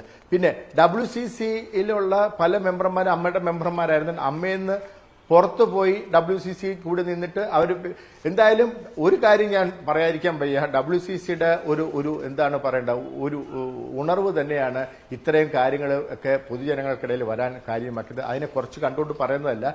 പക്ഷേ എൻ്റെ ഒരു ഭയങ്കര ആഗ്രഹം ഉണ്ടായിരുന്നത് ഈ അമ്മയിൽ കൂടെ നിന്നുകൊണ്ട്, അമ്മയ്ക്കകത്ത് നിന്നുകൊണ്ട് അവരത് ഫൈറ്റ് ചെയ്യണമായിരുന്നു എന്നാണ് എൻ്റെ. പക്ഷെ അതിനു മുമ്പേ തന്നെ ഇവരെല്ലാം വളരെ എന്താ പറയേണ്ടത്, വൈകാരികമായിട്ട് ചിന്തിച്ചുകൊണ്ട് അതിൽ നിന്നും പുറത്തുപോയി. അതുകൊണ്ട് അത് കുഴപ്പമില്ല. ഇപ്പം അതൊക്കെ അവരുടെ ഓരോരുത്തരുടെയും വ്യക്തിപരമായിട്ടുള്ള വിശ്വാസങ്ങളും കാര്യങ്ങളുമാണ്. അതിനെ ഞാൻ ചോദ്യം ചെയ്യുന്നില്ല. പക്ഷെ ഇതിന് ഒരു ശാശ്വതമായ പരിഹാരം ഈ പറഞ്ഞ റിപ്പോർട്ട് പ്രകാരം, അതായത് ഈ ഓരോരുത്തർ പറഞ്ഞിട്ടുള്ള മൊഴികൾ പ്രകാരം ഒരു ശാശ്വത പരിഹാരം കാണാൻ വളരെ പാട് തന്നെയാണ്. രാഹുൽ ഈശ്വർ പറഞ്ഞത് വളരെ കറക്റ്റാണ്. വളരെ പാട് തന്നെയാണ്. നിങ്ങൾ തന്നെ ആലോചിച്ച് നോക്കൂ, ഏത് രീതിയിലാണ് ഒരാളുടെ മൊഴിയുടെ പുറത്ത് മാത്രം ഒരു കാര്യമൊന്നും ഇവിടെ തീരുമാനത്തിലോട്ട് എടുക്കാൻ പറ്റില്ല. പക്ഷെ നിർദ്ദേശങ്ങളിൽ എടുക്കാം. ആ നിർദ്ദേശങ്ങൾ പാലിക്കും എന്ന് ഉറപ്പാക്കാൻ സർക്കാരിന് മുൻകൈ എടുക്കാം. അങ്ങനെയാണ് ഇതിനൊരു പരിഹാരം കാണേണ്ടത്. ഈ താങ്കൾ ഈ WCCയുടെ കാര്യം പറഞ്ഞു. പക്ഷേ ഈ WCCയിലെ അംഗങ്ങൾ എപ്പോഴാണോ ഇങ്ങനെയുള്ള ആവശ്യങ്ങൾ ഉന്നയിച്ചത്, അതുകൊണ്ടാണല്ലോ ഈ അമ്മയുടെ പേര് ഇതിലേക്ക് വരുന്നത്. അമ്മയിൽ നിന്ന് ഉണ്ടായ സമീപനം, അതിൻ്റെ കാര്യമാണ് നമ്മൾ ചർച്ച ചെയ്തത്. അതിപ്പോൾ ഈ റിപ്പോർട്ടിലും ആ രീതിയിലുള്ള പരാമർശങ്ങളുണ്ട്.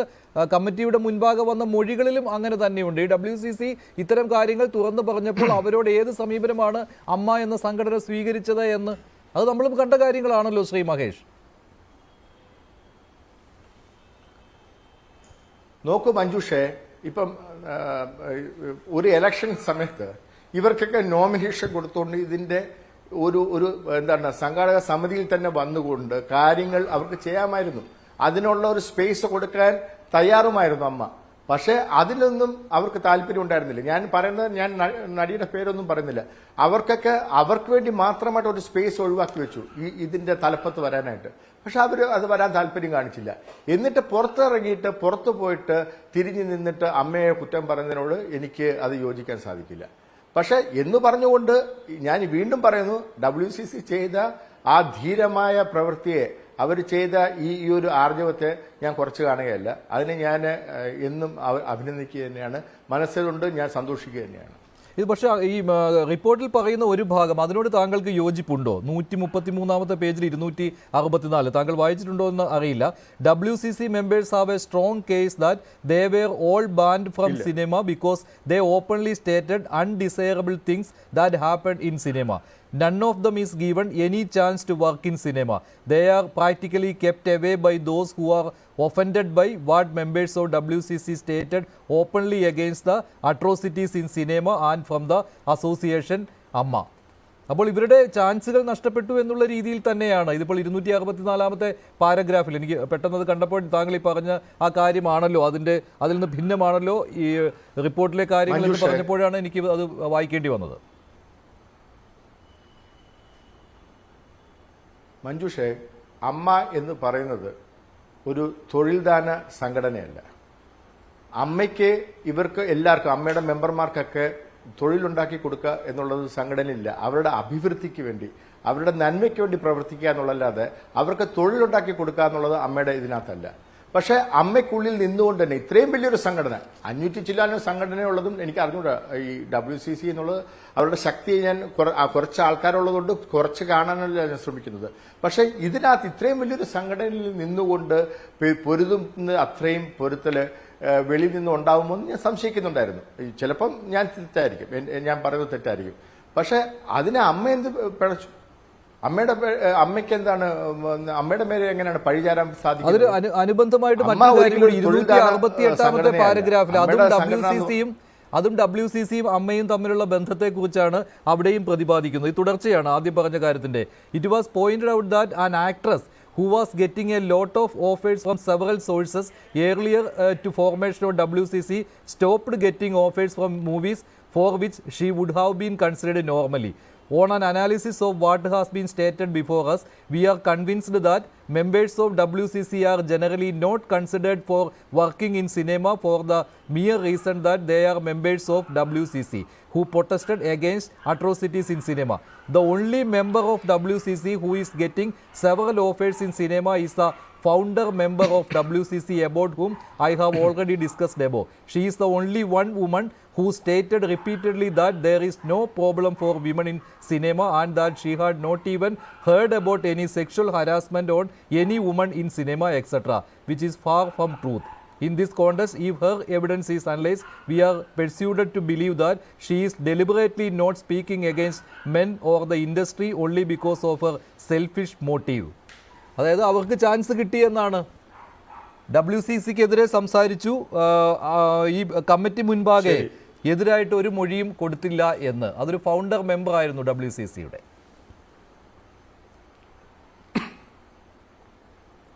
മഞ്ജുഷേ, ഇതൊരു സർക്കാർ ജോലിയല്ല, ഇതൊരു സ്ഥിരം ജോലിയല്ല. ഇന്ന് ഒരാളുടെ കീഴിൽ, ഒരു ഡയറക്ടറുടെ കീഴിൽ, ഒരു പ്രൊഡക്ഷൻ കമ്പനിയുടെ കീഴിൽ ഇന്ന് ഒരു സിനിമ ചെയ്യുകയാണെങ്കിൽ നാളെ വേറൊരു ഡയറക്ടറുടെ കീഴിൽ വേറൊരു കമ്പനിയുടെ പേരിലാണ് നമ്മൾ ആ പടം ചെയ്യുക. സ്ഥിരം ജോലിയല്ല. അതുകൊണ്ട് തന്നെ തൊഴിൽ കിട്ടാത്തതിന് ആരെയാണ് നമ്മൾ കുറ്റം പറയുക? ഇപ്പൊ തനിക്ക് മാർക്കറ്റ് ഉണ്ടെങ്കിൽ തനിക്ക് തന്നെ തേടി പടം വരും എന്ന് പറയുന്നത് പോലെ തന്നെ താൻ ഒരുപാട് കോൺട്രവേഴ്സി ഉണ്ടാക്കിയില്ലെങ്കിൽ അല്ലെങ്കിൽ തലവേദന ഉണ്ടാകാത്ത ഒരാളാണെങ്കിൽ പടം കൊടുക്കാം എന്ന് ചിന്തിക്കുന്നവരും ഉണ്ടാവില്ലേ? ഇപ്പൊ ആരെ കുറ്റം പറയാൻ പറ്റും? ആ തലവേദന ഉണ്ടാക്കുന്നത് ആരെങ്കിലും അറിഞ്ഞുകൊണ്ട് തലവേദന ഉണ്ടാക്കുന്നവരെ മാറ്റി നിർത്തുന്നു എന്നാണോ ഈ പറയുന്ന പവർ ഗ്രൂപ്പ് അവിടെ വർക്ക് ചെയ്യുന്നു എന്നല്ലേ മനസ്സിലാക്കുന്നത്? അമ്മ എന്ന സംഘടന ഒരു തലവേദന ഉണ്ടാക്കുന്നില്ല മഞ്ജുഷെ. വീണ്ടും വീണ്ടും അത് ആവർത്തിക്കുകയാണെങ്കിൽ എനിക്ക് അതിന്റെ സ്ട്രോങ് ആയിട്ടുള്ള പറയേണ്ടി വരും. മഞ്ജുഷെ, വെറുതെ അമ്മ അസോസിയേഷൻ എങ്ങനെയാണ് തീരുമാനം എടുക്കുന്നത്? ഒരു നിർമ്മാതാവിന്റെ തീരുമാനം എടുക്കുന്ന ഒരു സിനിമയെ പറ്റി, ഒരു ഡയറക്ടറിന്റെ തീരുമാനം എടുക്കുന്ന ഒരു കഥാകൃത്തല്ലേ ആരൊക്കെ അതിനകത്ത് അഭിനയിക്കണം എന്നുള്ള സജഷൻ കൊടുക്കുന്നത്? അടുത്ത അമ്മ അസോസിയേഷൻ എന്താണ് കാര്യം? എനിക്ക് ഇഷ്ടംപോലെ സിനിമ കിട്ടണ്ടേ? ഒന്നോ രണ്ടോ പടങ്ങൾ മാത്രം കിട്ടുന്നത്. മഹേഷ്, പവർ ഗ്രൂപ്പ് ഉണ്ട് അവിടെ, പവർ ഗ്രൂപ്പ്. ശരി, നിങ്ങൾ പറയൂ, ഒരു 5 പേരുടെ പേര് പറയൂ പവർ ഗ്രൂപ്പിലെ. പേരുകൾ അവിടെ എഴുതിയിട്ടില്ല. 10 മുതൽ 15 അംഗങ്ങൾ എന്നാണ് എഴുതിയിട്ടുള്ളത്. ഇത് ഏതോ സിനിമയിൽ പറയും, നിങ്ങൾ ദുബായ് കണ്ടിട്ടുണ്ടോ എന്ന് പറയും. ദുബായ് ഇല്ലേ എന്ന് പറഞ്ഞ പോലെ പേരുകളില്ല, പക്ഷെ അങ്ങനെ ഒരു ഗ്രൂപ്പ് ഉണ്ട്. ഇതെന്റെ അപ്പോൾ അങ്ങനെയാണെങ്കിൽ ഹേമ കമ്മിറ്റി റിപ്പോർട്ട് താങ്കൾ തള്ളിപ്പറയുകയാണ്. അങ്ങനെയാണെങ്കിൽ ഹേമ കമ്മിറ്റി റിപ്പോർട്ടിനെ താങ്കൾ തള്ളിപ്പറയുകയാണ്. തള്ളി പറയല്ല, ഞാൻ അതാണ് പറഞ്ഞത്. എന്നെ പറയാൻ അനുവദിക്കൂ. ശരി, പറഞ്ഞോളൂ. എന്നെ പറയാൻ അനുവദിക്കൂ. എന്റെ വായിലോട്ട് കയറി മഞ്ജുഷ സംസാരിക്കാതെ. ഞാൻ പറഞ്ഞത് അവർക്ക് കിട്ടിയ റിപ്പോർട്ടിന്റെ പുറത്താണ് അവർ പറയുന്നത്. അല്ലാതെ അവർക്ക് അല്ലാണ്ട് എങ്ങനെയാണ് അവർക്ക് ഇതിനെപ്പറ്റി അറിയാൻ സാധിക്കുക? അവരോട് പറയുന്ന ചിലരുടെ റിപ്പോർട്ടിന്റെ പുറത്താണ് അവരത് പറയുന്നത്. അത് സത്യമാകണമെന്നില്ല. അതെങ്ങനെ സത്യമാണെന്ന് 100% പറയാൻ പറ്റും?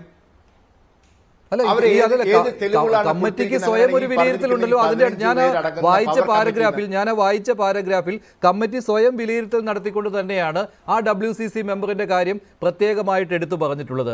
അവർ ഒരു ഫൗണ്ടർ മെമ്പർ ആയിരുന്നു. അവർക്ക് സിനിമയിൽ ഈ WCCക്ക് വേണ്ടി നിന്ന സമയത്ത് അവസരമില്ലായിരുന്നു.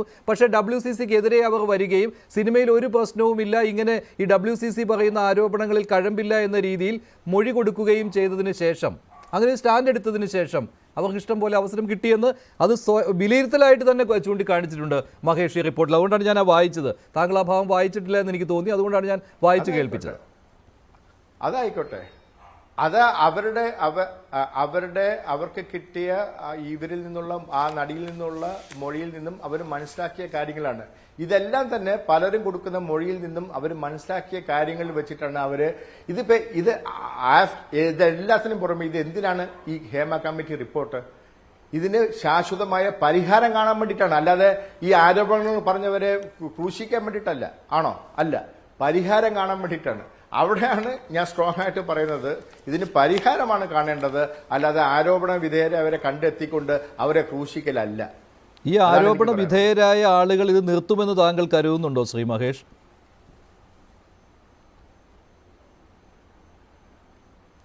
അല്ല, ഞാനത് പറഞ്ഞു, അത് വളരെ സങ്കീർണമായ ഒരു മേഖലയാണ്. അതാണ് ഞാൻ ആദ്യം പറയാൻ ശ്രമിച്ചത്. അപ്പോഴാണ് മഞ്ജുഷ് വേറെ കാര്യങ്ങൾ പറഞ്ഞു പോയത്. അതായത് മഞ്ജുഷെ, ഇതൊരു ഗവൺമെന്റ് ജോലി അല്ല. ഇതിനകത്ത് എന്റെ കഴിവുകൾക്ക് മാർക്കറ്റ് വാല്യൂ ഉണ്ടാവണം. എന്നെ വിളിക്കാൻ ഇതിന്റെ നിർമ്മാതാക്കൾക്കാണെങ്കിലും സംവിധായകർക്കാണെങ്കിലും മറ്റു എഴുത്തുകാരനാണെങ്കിലും സാങ്കേതിക വിദഗ്ധർക്കാണെങ്കിലും തോന്നണം. അല്ലാതെ ഇതൊരു ഫിക്സഡ് ജോലിയാണ്. ഗവൺമെന്റ് ജോലിയാണെങ്കിൽ ഓക്കെ, അവർക്ക് നേരിടുന്ന പ്രശ്നമാണെങ്കിൽ ഓക്കെ. ഇത് അങ്ങനത്തെ ജോലി അല്ല. അപ്പൊ ഇത് ഒരുപാട് പേരുടെ മാനസികാവസ്ഥ, അവരുടെ സ്വീകാര്യതയൊക്കെ വെച്ചിട്ടാണ് ഈ ഒരു ഇതിരിക്കുന്നത്. അവിടെ നമ്മള് ഒരു എന്താണ് പറയേണ്ടത്, വഴങ്ങിക്കൊടുക്കാന്നല്ല, അതിന്റെ ആവശ്യമൊന്നുമില്ല. പക്ഷെ അല്ലാണ്ട് എത്രയോ പേര് നിൽക്കുന്നു. ഇപ്പൊ നിങ്ങള് ഈ പറയുന്നത് ഈ അവസരം കിട്ടുന്നവരെല്ലാം മോശക്കാ ആൾക്കാരെന്നാണോ മഞ്ജുഷ് പറയുന്നത്? ആണോ? ഈ അവസരം കിട്ടുന്നവരെല്ലാം, അത്തരം നടികളെല്ലാം മോശമെന്നാണെന്നാണോ ഇപ്പം പറയുന്നത്? WCC പോലും പറയില്ലല്ലോ, ആശാ മാഡം പോലും പറയില്ലല്ലോ. അപ്പൊ അതുകൊണ്ട് തന്നെയാണ് മറ്റു രീതിയിലുള്ള മൊഴികൾ കിട്ടിയതിനെ കുറിച്ചും ഹേമ കമ്മിറ്റി റിപ്പോർട്ടിൽ പറഞ്ഞിട്ടുള്ളത്. ആ കെയറിംഗ് നടത്തുന്ന സംവിധായകരുണ്ട്, ഛായാഗ്രാഹകരുണ്ട് എന്നുള്ള കാര്യം എടുത്തു പറഞ്ഞുകൊണ്ട് തന്നെ റിപ്പോർട്ടിൽ സൂചിപ്പിക്കുന്നുണ്ട്. ഞാൻ തുടക്കത്തിൽ തന്നെ പറഞ്ഞു, ഇത് ആക്ഷേപിക്കുകയോ അടച്ച ആരോപണം ഉന്നയിക്കുകയോ അല്ല ചെയ്യുന്നതെന്ന്. പക്ഷെ ഒരു കോർ ഗ്രൂപ്പ് അവിടെയുണ്ട്, അതിനെ തന്നെ അങ്ങനെ തന്നെ വിശേഷിപ്പിക്കുന്നുമുണ്ട്. പവർ ഗ്രൂപ്പ് എന്ന് വിശേഷിപ്പിച്ചുകൊണ്ട് തന്നെയാണ് കമ്മിറ്റി ഇങ്ങനെ ഒരു വിലയിരുത്തൽ നടത്തിയിരിക്കുന്നത്. അപ്പോൾ ആ പവർ ഗ്രൂപ്പിനെ പിക്ക് ചെയ്ത് അവരെ മാറ്റി നിർത്തുകയോ അല്ലെങ്കിൽ അവരോട് ഇത് ആവർത്തിക്കരുത് എന്ന് പറയുകയോ ചെയ്യേണ്ടതിൻ്റെ ഉത്തരവാദിത്തം സിനിമയിലെ ഉത്തരവാദിത്തപ്പെട്ട സംഘടനകൾക്കുമുണ്ട്. അതുകൊണ്ടാണ് അമ്മ എന്നുള്ള പേര് ആവർത്തിച്ച് വരുന്നത്. കാരണം അതിൽ നിയന്ത്രണം ഏറ്റെടുത്തിരിക്കുന്നത് താരങ്ങൾ തന്നെയാണ് എന്ന രീതിയിലാണ് റിപ്പോർട്ടിലെ പരാമർശം വന്നിട്ടുള്ളത് സാർ. അത് മാത്രമല്ല, പോപ്പുലറായ ചില നടന്മാർക്ക് പോലും എതിർപ്പ് ഉന്നയിച്ചതിൻ്റെ പേരിൽ വിലക്ക് നേരിടേണ്ടി വന്നിട്ടുണ്ട്. ഇതെല്ലാം സത്യവുമാണല്ലോ മലയാള സിനിമയിൽ.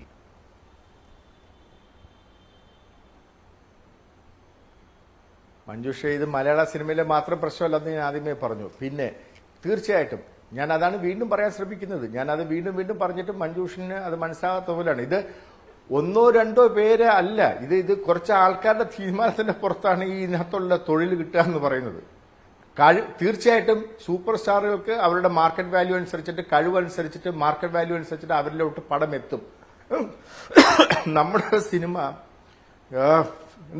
സോറി മഞ്ജു, നമ്മുടെ സിനിമ അൺഫോർച്ചുനേറ്റ്ലി മെയിൽ ഡോമിനേഷൻ ഉള്ള സിനിമകളാണ് കൂടുതലും വരുന്നത്. പണ്ട് ഷീലാംബയൊക്കെ നായികയായിട്ട് അഭിനയിച്ചുകൊണ്ട് ഒരു പെണ്ണിന്റെ കഥ പോലെയൊക്കെയുള്ള സിനിമകൾ വന്നുകൊണ്ടിരുന്നെങ്കിൽ ഇക്കാലത്ത് ഇപ്പോഴത്തെ കഴിഞ്ഞ ഒരു 2-3 പതിറ്റാണ്ടായിട്ട് മെയിൽ ഡോമിനേഷനുള്ള സിനിമകളാണ് വരുന്നത്. മനസ്സിലായില്ല? അതുകൊണ്ട് തന്നെയാണ് അവർക്ക് വലിയ പ്രതിഫലവും കാര്യങ്ങളും. ഇപ്പൊ ഈ വിനു കിരീത്തെ നേരത്തെ പറഞ്ഞ പോലെ ഇന്നലെ വന്ന നടൻ പോലും വന്നിറങ്ങുന്നത് ജാഗ്വാറിലും മറ്റും ഇതിലാണ്. മനസ്സിലായില്ലേ? നായക വേഷം ചെയ്യുന്നവരുടെ കാര്യം ഞാൻ പറഞ്ഞത്. അപ്പം തീർച്ചയായിട്ടും മാർക്കറ്റ് വാല്യൂ എന്ന് പറയുന്നത് ഒരു ഇമ്പോർട്ടൻറ്റ് കാര്യമാണ്. ആ മാർക്കറ്റ് വാല്യൂ പെണ്ണുങ്ങളിൽ പലർക്കുമുണ്ട്. ഇപ്പോൾ മലയാള സിനിമയിലെ സജീവമായിട്ട് നിൽക്കുന്ന, നല്ല വേഷങ്ങൾ ചെയ്യുന്ന, വളരെ ഉയർന്ന നിലയിൽ നിൽക്കുന്ന കഥാപാത്രങ്ങൾ ചെയ്യുന്ന ഒരുപാട് നടിമാർ ഇപ്പോൾ നമ്മുടെ മലയാള സിനിമയിലുണ്ട്. നമ്മൾ അവരെങ്ങനെ വിസ്മരിക്കുന്നത്? ശരി, ഞാൻ അവസാനിപ്പിക്കുകയാണ്. സമയം കഴിഞ്ഞു. അതുകൊണ്ടാണ് നന്ദി ശ്രീ മഹേഷ്, ശ്രീ ആശ ആച്ചി ജോസഫ്, ശ്രീ രാഹുൽ ഈശ്വർ, ശ്രീ ബിനു കിരിയത്ത് പ്രൈം ഡിബേറ്റിൽ പങ്കെടുത്തതിന്. എന്തായാലും ഇനി സർക്കാരിന്റെ മുന്നിലാണ് ഇതിലുള്ള ശുപാർശകൾ നടപ്പിലാക്കേണ്ടതിന്റെ ഉത്തരവാദിത്തം. അതോടൊപ്പം തന്നെ ഈ 4.5 വർഷം ഈ റിപ്പോർട്ട് പൂഴ്ത്തിവെച്ചതിന്റെ ആ ഒരു കളങ്കം മാറ്റുവാനായിട്ട് ഈ റിപ്പോർട്ടിലെ ശുപാർശകൾ നടപ്പിലാക്കേണ്ടതും തികച്ചും അനിവാര്യമായ കാര്യം തന്നെയാണ്. ഇന്നത്തെ പ്രൈം ഡിബേറ്റിലെ ചോദ്യം ഇതായിരുന്നു: ഹേമ കമ്മിറ്റി റിപ്പോർട്ടിൽ മലയാള സിനിമാ മേഖലയുടെ യഥാർത്ഥ ചിത്രമുണ്ടോ? ഉണ്ടെന്ന് 84% പ്രേക്ഷകർ, ഇല്ല എന്ന് 11%.